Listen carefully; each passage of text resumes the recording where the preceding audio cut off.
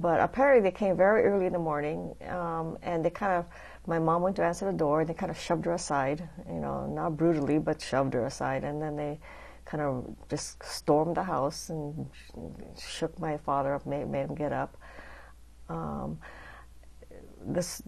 When they started going upstairs, my mom shouted upstairs to my sisters, who said, get dressed, because one of my sisters loved to run around nude.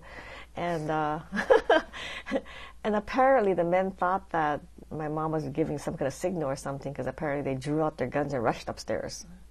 And then they barged into my sister's bedroom and asked my sisters if they've ever seen anything like this, and showed them the gun. Does your father have one like this? You know, and they said only the toy.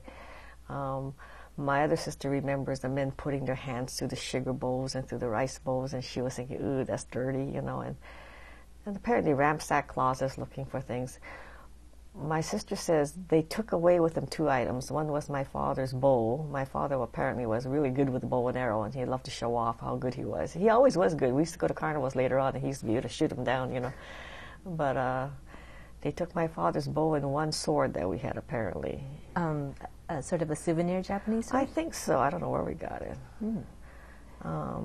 I think it was the sword and the bow that they took, and then they took my father.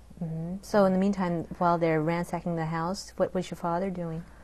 My father said that they watched him even doing morning toiletry. They would not give him any privacy. They got him dressed, and then they pulled him in the car and drove him off. You know, so he didn't get a chance to say anything to the family. He was kind of a shock. He didn't know what he was said anyway. But in some ways, they were expecting it. You know, the curfew was on, and other people were being arrested. So I guess in some ways it was not completely a shock. But still, when it happens to you, you know, you kind of think it's not going to happen to you. So he was somewhat prepared, and yet very, very surprised, and he was taken away.